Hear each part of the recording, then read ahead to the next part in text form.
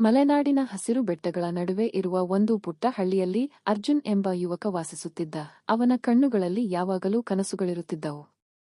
ಮಳೆ ಬೀಳುವಾಗ ಕಿಟಕಿಯ ಬಳಿ ಕುಳಿತು ದೂರದ ಮೋಡಗಳನ್ನು ನೋಡುವುದು ಅವನಿಗೆ ತುಂಬಾ ಇಷ್ಟ. ಜೀವನದಲ್ಲಿ ಏನೋ ಒಂದು ಅಪೂರ್ಣತೆ ಇದೆ ಎಂಬ ಭಾವನೆ ಅವನ ಮನಸ್ಸನ್ನು ಆಗಾಗ ಕಾಡುತ್ತಿತ್ತು.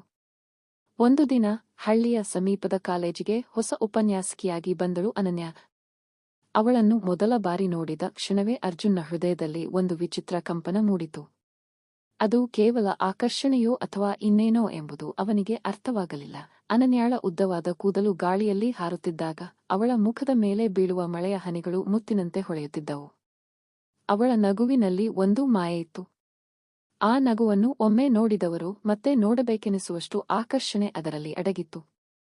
ಮೊದಲ ಭೇಟಿಯಲ್ಲಿ ಅವರಿಬ್ಬರ ನಡುವೆ ಯಾವುದೇ ಮಾತು ನಡೆದಿರಲಿಲ್ಲ, ಆದರೆ ಕಣ್ಣುಗಳು ಮಾತನಾಡುತ್ತಿದ್ದವು. ಅನನ್ಯ ಕಾಲೇಜಿನ ಗ್ರಂಥಾಲಯದಲ್ಲಿ ಪುಸ್ತಕ ಓದುತ್ತಿದ್ದಾಗ ಅರ್ಜುನ್ ದೂರದಿಂದಲೇ ಅವಳನ್ನು ಗಮನಿಸುತ್ತಿದ್ದ. ಅವಳಿಗೆ ತಿಳಿಯದಂತೆ ಅವಳ ಬಗ್ಗೆ ಕವನಗಳನ್ನು ಬರೆಯಲು ಶುರು ಮಾಡಿದ. ದಿನಗಳು ಕಳೆಯುತ್ತಿದ್ದವು. ಒಂದು ಸಂಜೆ ಭಾರೀ ಮಳೆ ಸುರಿಯುತ್ತಿತ್ತು. ಬಸ್ ನಿಲ್ದಾಣದಲ್ಲಿ ಅನನ್ಯ ಒಬ್ಬಳೇ ನಿಂತಿದ್ದಳು. ಯಾತ್ರಿ ಇಲ್ಲದೆ ಮಳೆಯಲ್ಲಿ ನೆನೆದು ಹೋಗುತ್ತಿದ್ದಳು. ಅದೇ ಸಮಯದಲ್ಲಿ ಅಲ್ಲಿಗೆ ಬಂದ ಅರ್ಜುನ್ ತನ್ನ ಛತ್ರಿಯನ್ನು ಅವಳ ಕಡೆ ಚಾಚಿದ.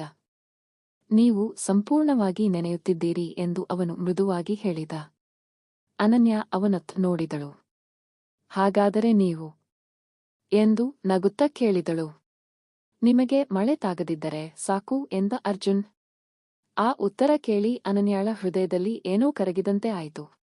ಆ ದಿನದ ನಂತರ ಅವರ ಸ್ನೇಹ ಆರಂಭವಾಯಿತು. ಅವರು ಪ್ರತಿದಿನ ಮಾತನಾಡಲು ಶುರುಮಾಡಿದರು. ಪುಸ್ತಕಗಳು, ಸಂಗೀತ, ಕನಸುಗಳು, ಜೀವನದ ಭಯಗಳು, ಎಲ್ಲದರ ಬಗ್ಗೆ. ಪ್ರತಿಯೊಂದು ಸಂಭಾಷಣೆಯೂ ಅವರಿಬ್ಬರ ಮನಸ್ಸನ್ನು ಮತ್ತಷ್ಟು ಹತ್ತಿರ ತರುತ್ತಿತ್ತು. ಒಂದು ದಿನ ಅನನ್ಯ ಕೇಳಿದಳು, ನಿಮ್ಮ ಪ್ರಕಾರ ಪ್ರೇಮ ಅಂದರೆ ಏನು? ಅರ್ಜುನ್ ಕ್ಷಣಕಾಲ ಮೌನವಾಗಿದ್ದ. ಯಾರನ್ನಾದರೂ ನೋಡಿದಾಗ ಜಗತ್ತಿನ ಎಲ್ಲಾ ಗದ್ದಲಗಳು ಮೌನವಾಗಿ ಬಿಡುವುದು. ಅವರ ಸಂತೋಷದಲ್ಲಿ ನಮ್ಮ ಸಂತೋಷವನ್ನು ಕಂಡುಕೊಳ್ಳುವುದು. ಅವರನ್ನು ಕಳೆದುಕೊಳ್ಳುವ ಭಯದಲ್ಲೂ ಅವರನ್ನು ಪ್ರೀತಿಸುತ್ತಲೇ ಇರುವುದು. ಅನನ್ಯಾಳ ಕಣ್ಣುಗಳಲ್ಲಿ ನೀರು ಮಿನುಗಿತು. ಹಾಗಾದರೆ ನೀವು ಯಾರನ್ನಾದರೂ ಪ್ರೀತಿಸುತ್ತಿದ್ದೀರಾ ಎಂದು ಅವಳು ಕೇಳಿದಳು. ಅರ್ಜುನ್ ಅವಳ ಕಣ್ಣುಗಳನ್ನೇ ನೋಡುತ್ತಾ ಹೌದು ಎಂದ. ಅನನ್ಯ ಯಾರು ಎಂದು ಕೇಳಿದಳು. ಅದನ್ನು ಹೇಳಲು ಧೈರ್ಯ ಬೇಕು ಎಂದು ಅರ್ಜುನ್ ಹೇಳಿದ. ಅನನ್ಯ ನಕ್ಕಳು. ಆದರೆ ಆ ನಗುವಿನ ಹಿಂದೆ ಅವಳ ಹೃದಯ ಬಡಿದುಕೊಳ್ಳುತ್ತಿತ್ತು. ಕಾಲ ಮುಂದುವರಿಯಿತು. ಸ್ನೇಹ ನಿಧಾನವಾಗಿ ಆಳವಾದ ಭಾವನೆಗಳಾಗಿ ರೂಪಾಂತರಗೊಂಡಿತು. ಒಬ್ಬರ ಸಂದೇಶ ಬರೆದಿದ್ದರೆ ಮತ್ತೊಬ್ಬರಿಗೆ ದಿನವೇ ಅಪೂರ್ಣವಾಗುತ್ತಿತ್ತು.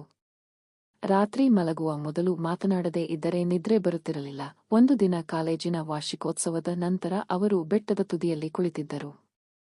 ಆಕಾಶದಲ್ಲಿ ಚಂದ್ರನು ಬೆಳ್ಳಿಯ ಬೆಳಕನ್ನು ಚೆಲ್ಲುತ್ತಿದ್ದ. ತಣ್ಣನೆಯ ಗಾಳಿ ಬೀಸುತ್ತಿತ್ತು. ಅನನ್ಯ ತನ್ನ ತಲೆಯನ್ನು ಅರ್ಜುನ್ನ ಭುಜದ ಮೇಲೆ ಇಟ್ಟಳು.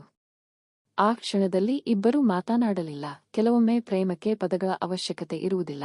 ಸ್ವಲ್ಪ ಸಮಯದ ನಂತರ ಅರ್ಜುನ್ ನಿಧಾನವಾಗಿ ಹೇಳಿದ, ಅನನ್ಯ, ನಾನು ನಿನ್ನನ್ನು ಪ್ರೀತಿಸುತ್ತೇನೆ.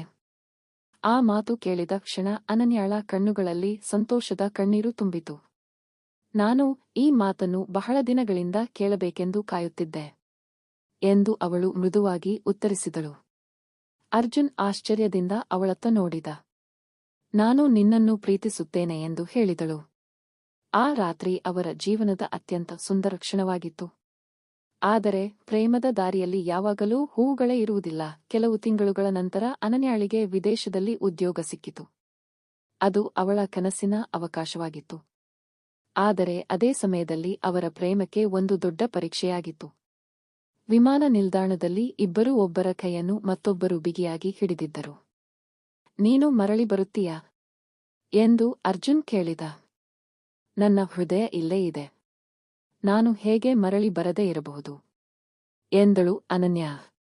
ಅವಳು ಹೊರಟು ಹೋದ ನಂತರ ಪ್ರತಿದಿನ ಅವಳ ನೆನಪು ಅರ್ಜುನ್ನ ಜೊತೆಗೆ ಇತ್ತು.